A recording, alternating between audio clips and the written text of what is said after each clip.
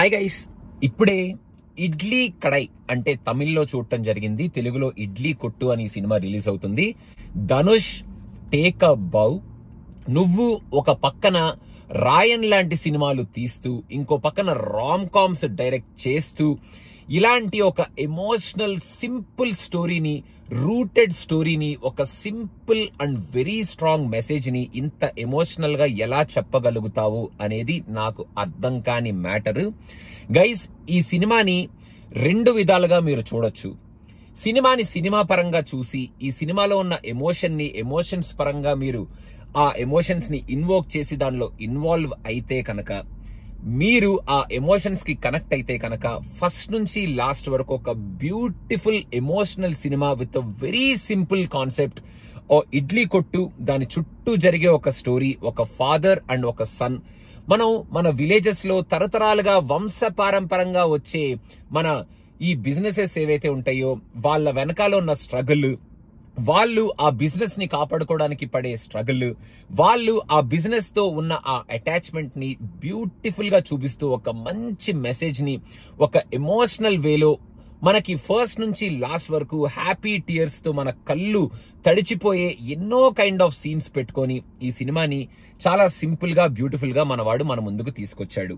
మీరు ఈ ఉద్దేశంతో కనుక ఈ సినిమాని సినిమా పరంగా ఎమోషన్స్ పరంగా ఇన్వాల్వ్ అయ్యి కనెక్ట్ అయ్యి చూస్తే, లేదు ఇది ఒక తమిళ సినిమా, ఇది మన భాష సినిమా కాదు, సినిమాకి భాష అనేది లేదు అని మన వాళ్ళే తుడిచి అవతల పడేసి ఈ సినిమాని పాన్ ఇండియా సినిమా పరంగా చూస్తే మనం అన్ని సినిమాలు ఎంజాయ్ చేయొచ్చు అని చెప్పినప్పటికీ, సినిమాని భాషలతో డిఫరెన్షియేట్ చేస్తూ ఈ భాష ఆ భాష, సాంబార్ సినిమా, ఈ సినిమా ఆ సినిమా అని హేళన చేసుకుంటూ ఈ సినిమా చూడాలి అని కనుక థియేటర్లోకి వెళ్ళాలి అనుకుంటే, నాకు తెలిసి మీరు ఈ సినిమాని చూడకుండా ఉండడం చాలా మంచిది. ఈ సినిమాలో మన ధనుష్ చూపించిన ఎన్నో ఎమోషన్స్ మీరు అనవసరంగా వాటికి కనెక్ట్ అవ్వకుండా హేళన చేసి ఈ సినిమాని ఒక లాంగ్వేజ్ కి, ఒక రీజియన్ కి పరిమితం చేసి ఆ రీజియన్ వల్ల, ఆ లాంగ్వేజ్ వల్ల మీకు ఈ సినిమా నచ్చదు, అనవసరంగా మీరు ఈ సినిమాని ట్రోల్ చేస్తారు. కాబట్టి ఇంకా ఈ సినిమా విషయానికి వచ్చేస్తే, సినిమా ఫస్ట్ నుంచి లాస్ట్ వరకు సింగిల్ పాయింట్ ఎజెండా ఆ ఇడ్లీ కొట్టు చుట్టూనే తిరుగుతూ మంచి ఎమోషనల్ సీన్స్ తో, వెరీ స్ట్రాంగ్ ఎమోషనల్ సీన్స్ ఉంటాయి ఈ సినిమా ఫస్ట్ లో. దాని తర్వాత ఆ స్ట్రాంగ్ ఎమోషనల్ ఎపిసోడ్ అయిపోయిన తరువాత ఆ ఇడ్లీ కొట్టు నుంచి అసలు మన ధనుష్ ఎలా కనెక్ట్ అవుతున్నాడు, ఆ ఇడ్లీ కొట్టుని రివైవ్ ఎలా చేసుకున్నాడు, అసలు అక్కడ ఉన్న ఆ father and son emotional connect ఏమిటి, ఆ ఇడ్లీ కొట్టుకి అసలు మన ధనుష్ కి అసలు ఆ వంశపారంపరంగా వచ్చే ఆ బిజినెస్ కి అంత వాల్యూ ఏమిటి, అంత ఎమోషన్ ఏమిటి అనేది ఫస్ట్ హాఫ్ లో బ్రిలియంట్ గా చూపించాడు అని చెప్పడంలో ఎటువంటి అతిశయోక్తి లేదు. చాలా చాలా చిన్న సీన్స్, స్లైటెస్ట్ సీన్స్ తో బ్రిలియంట్ ఎమోషన్స్ ని సూపర్బ్ గా పండించాడు మన ధనుష్ అని చెప్పాలి. త్రూ హిస్ యాక్టింగ్, మన జీవి ప్రకాష్ గారి music and all the other characters involved in this story, వాళ్ళు చేసే ఆ యాక్షన్ అండ్ ఆ క్యారెక్టర్స్ ని కాస్ట్ చేసుకున్న పద్ధతిలో, ఒక చిన్న ఆవు దూడతో కూడా ఈ సినిమాలో ఒక బ్రిలియంట్ ఎమోషన్ తో మనల్ని ఏడిపిస్తాడు ధనుష్ అంటే మీరు నమ్ముతారా? నమ్మకపోతే ఈ సినిమాలో చూడండి. మనకి ఆ సీన్ వచ్చేటప్పుడు టప కారిపోతూనే ఉంటాయి అనమాట.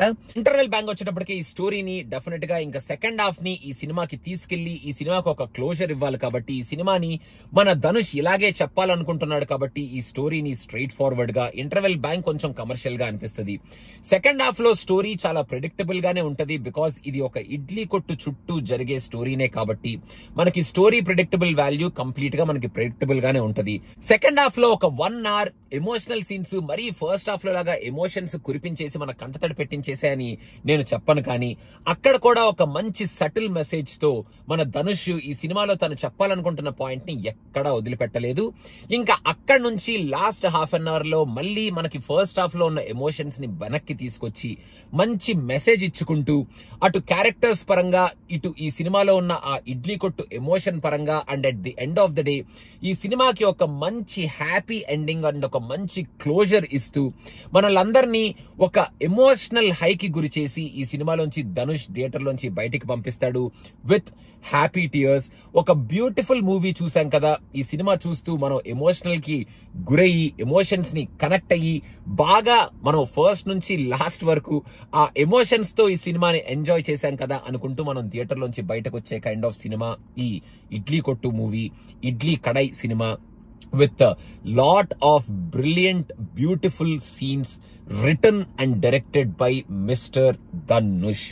ఇంకా ధనుష్ యాక్టింగ్ పరంగా ఈ సినిమాలో యాక్టింగ్ కుమ్మి అవతల పడేశాడు. Dhanush is the only actor who can deliver such kind of performances in stories like this and also direct such kind of rooted stories in a very simple and very very subtle way అనేటట్టు ఈ సినిమాని direct చేసి act చేసి ధనుష్ ఇంకోసారి kudos అనిపించుకునేటట్టు act చేశాడు. Nithya Menen character is also very rooted character. అసలు నిత్యా మీనన్ కి చాలా చాలా rooted character, fantastic character, very innocent character and she did a phenomenal job in that character అనేటట్టు వాళ్ళిద్దరి మధ్యలో ఉన్న రిలేషన్ ని, ఆమె క్యారెక్టర్ ని కూడా రాసుకున్నాడు మన ధనుష్. ఇంకా ఈ సినిమాలో యాక్ట్ చేసే మిగతా అందరు ఆర్టిస్టులు ఎవరైతే ఉంటారో ఒక్క ఆర్టిస్ట్ కూడా ఈ సినిమాకి వీళ్ళేంట్రా బాబు మిస్కాస్ట్ కానీ, వీళ్ళేంట్రా బాబు ఇలా యాక్ట్ చేస్తున్నారు అనేటట్టు కానీ లేకుండా ఈచ్ అండ్ ఎవ్రీ యాక్టర్ ని కరెక్ట్ గా కాస్ట్ చేసుకొని వాళ్ళకి పర్ఫెక్ట్ స్క్రీన్ టైం ఇచ్చి అండ్ వాళ్ళందరి చేత సూపర్బ్ గా యాక్టింగ్ చేయించుకొని ఈచ్ అండ్ ఎవ్రీ క్యారెక్టర్ ని జస్టిఫై చేశాడు మన ధనుష్ ఈ సినిమాలో అని ఖచ్చితంగా చెప్పొచ్చు. మెయిన్ గా ఫాదర్ క్యారెక్టర్ యాక్ట్ చేసిన ఆయన కనిపిస్తేనే అదేంటో తెలియని ఒక కైండ్ ఆఫ్ ఎమోషన్ అండ్ వాళ్ళిద్దరి మధ్యలో ఉన్న సీన్స్ అన్ని ఈ సినిమాలో సూపర్బ్లీ ఎమోషనల్లీ కనెక్టెడ్ సీన్స్ అనేటట్టు ఆయన పర్ఫార్మెన్స్ ఉంది. అండ్ మన విలన్స్ అనలేం కానీ మన ఇడ్లీ కొట్టుకి ఆపోజిషన్ గా నించునే గ్యాంగ్ ఆ క్యారెక్టర్స్ అన్ని కూడా ఫెంటాస్టిక్ గా ఉన్నాయి. వాళ్ళ పేర్లని చెప్పుకోవడం ఎందుకులేండి, మీరు సినిమా చూస్తే మీకే అర్థమైపోద్ది కాబట్టి వాళ్ళ పేర్లు నేను చెప్పుకోవట్లేదు. జీవి ప్రకాష్ ఈ సినిమాకి ఫినామినల్ మ్యూజిక్ ఇచ్చాడు. ఆ ఎమోషనల్ హై సీన్స్ ని ఆయన మ్యూజిక్ తో ఎలివేట్ చేశాడు అని ఖచ్చితంగా చెప్పొచ్చు. And at the end of the day నేను ఈ సినిమాని తమిళ్లోనే చూశాను కాబట్టి ఆ తమిళ్లో ఆ ఫీల్ ఫెంటాస్టిక్ గా కన్వే అయింది because the original native language కాబట్టి. తెలుగులో డబ్బింగ్ లో చూసే వాళ్ళు మరి ఆ డబ్బింగ్ మన వాళ్ళు ఎంతవరకు పర్ఫెక్ట్ గా డబ్ చేశారు అనేది మరి తెలియదు, కానీ నేను తమిళ్లో చూశాను కాబట్టి నేనైతే ఫస్ట్ నుంచి లాస్ట్ వరకు డైలాగ్స్ కి కానీ ఆ ఎమోషన్స్ కి కానీ అక్కడ వచ్చే సీన్స్ కి కానీ సూపర్బ్ గా కనెక్ట్ అయ్యి ఒక మంచి బ్యూటిఫుల్ సినిమాని చూశాను కదా. ఈ సినిమాని థియేటర్ లో చూసినందుకు, ఈ సినిమా గురించి మాట్లాడినందుకు చాలా హ్యాపీగా ఉంది కదా అనుకుంటూ ధనుష్ కి ఒకసారి కుడోస్ చెప్తూ అండ్ హ్యాపీగా మీరు చూడాలి అనుకుంటే విత్ ఓపెన్ మైండ్ థియేటర్ లోకి వెళ్ళిపోండి. స్టోరీ ప్రెడిక్టబుల్ గా ఉన్న ఆ ఎమోషనల్ హైస్ ని మీరు రిసీవ్ చేసుకుంటారు అండ్ ఒక మంచి ఫీల్ తో మీరు థియేటర్ లోంచి అయితే బయటకు వస్తారు. ఎనీబడి నేను ఇప్పుడు ఇచ్చిన స్టేట్మెంట్ తో అఫెండ్ అయితే I don't mean to offend anyone, just చెప్పాలనిపించింది కాబట్టి చెప్పాను అంతే. Cinema is cinema, cinema Piccha is cinema Piccha, cinema for the love of cinema కాబట్టి అలా చెప్పాను అంతే. Thank you so much guys, thank you, bye bye. Please to subscribe to cinema Piccha. Kantara chapter 1 reviews coming very soon.